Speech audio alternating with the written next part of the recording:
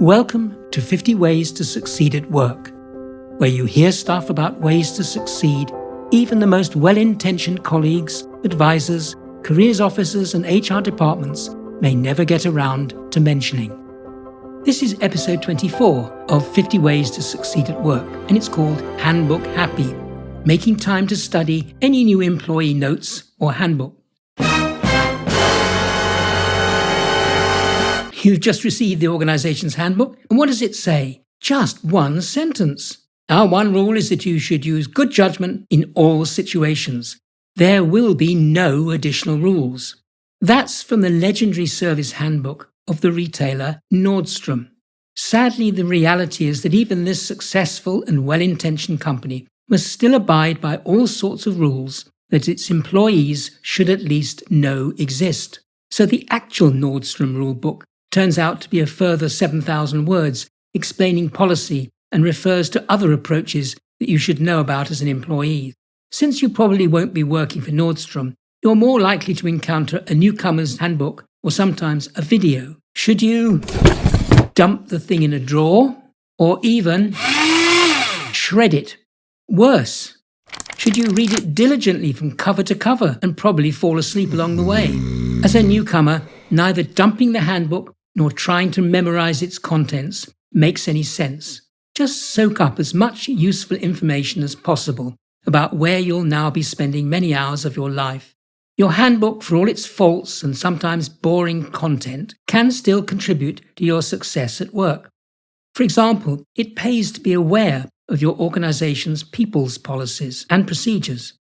These may not matter right now, but you could be surprised. For example, one day you may need to know what to do with a grievance at work, or you may benefit from the rundown on the organization's health and safety policy. It's nice to know that the organization has thought about this. The handbook should also explain absence procedures, dress code, flexible working policy, and how you'll be judged on your performance. All handy to know, or at least be aware of, and that they exist. Sections spelling out the rules for using the internet, email, computer use, and social media can save you troubling longer-serving colleagues about what's expected. Rather than spelling out lengthy procedures, the handbook is more beneficial in helping you understand what's expected of you. You don't have to memorize this stuff. Just become aware of the main thrust. After reviewing the handbook, you should begin to understand your company's culture. That is, the way we do things around here, the work environment, the company policies, and any information that makes it easier to fit in.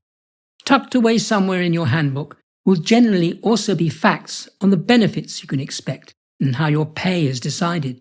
There may also be a description of how you could be fired, demoted, or dealt with over certain forms of behavior. Clear expectations about these can help ensure that you and everyone else will be treated with respect without any harassment. These handbooks explain an organization's values and what matters, such as how decisions are made in teams and the company.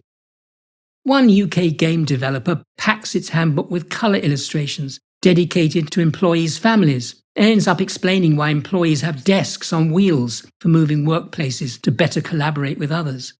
Your handbook may be entirely different. Just give it a chance to make an impact. So what action am I suggesting? Well, first, treat the employee handbook as a window into the organization. Secondly, use it to check out the organization's culture and how decisions are made. And thirdly, discover from the handbook what the employer expects from you at work and its values. And my takeaway from all of this? Devote time to any handbook or employment information you receive, as it can help you settle in more quickly and save you having to ask countless questions. You've been listening to an episode of Andrew's 50 Ways to Succeed at Work. For more episodes, subscribe free to my regular weekly podcasts.